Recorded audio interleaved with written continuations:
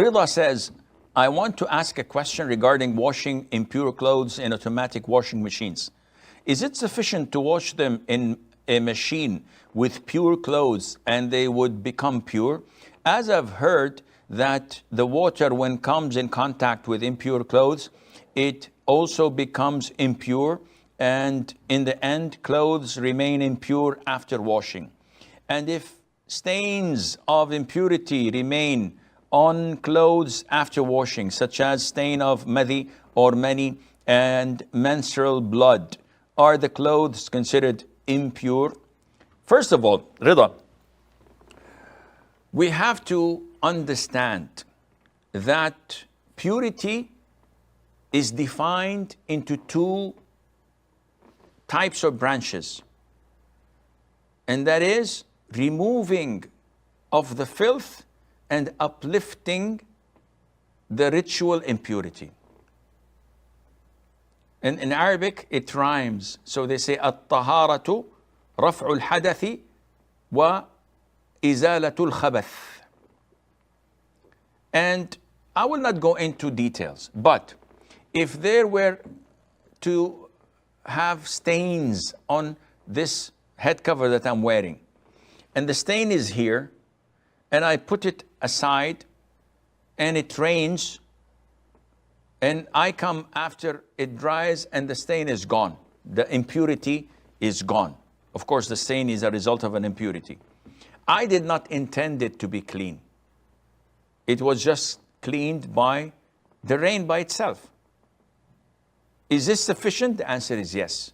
Because removing the filth, the impurity, does not require an intention. Anything that removes the physical impurity is sufficient.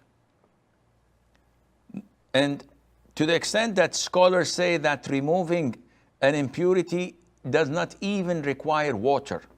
If it was removed by another liquid, another thing, this is sufficient. Unlike wudu, you cannot perform wudu except with water. But removing the filth, the najasa, the impurity, can be done with any substance. Now, as you have stated, Rida, scholars said that the amount of water to remove an impurity must be overwhelming. This is what the scholars say. However, overwhelming does not mean 10, 15, 20 liters of water. The nomad who came and urinated in the masjid, the Prophet told the companions to bring a bucket of water and pour it over it. He did not order them to dig it out and take whatever is there or wet and put it outside of the masjid. No, just pouring water over it was suffice, because the water would mix with urine, dissolve it, and it's gone.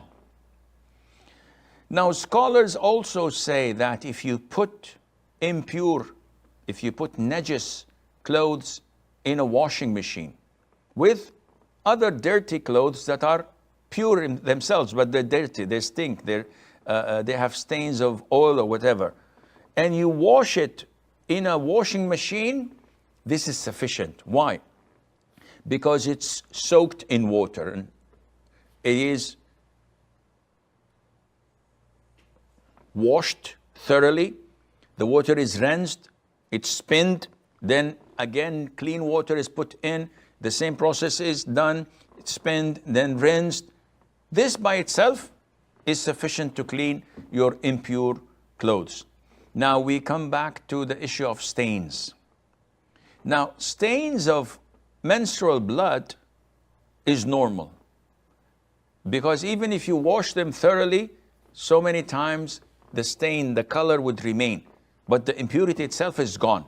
So the scholars say that the stains that remain after washing it has no impact. They have no impact on the purity. The garment is pure. Though there is stain marks, but it was washed, and this is sufficient for it to be clean, to be used. So don't have the whispers of shaitan messing up with your head. This is inshallah all legit, and it is clean.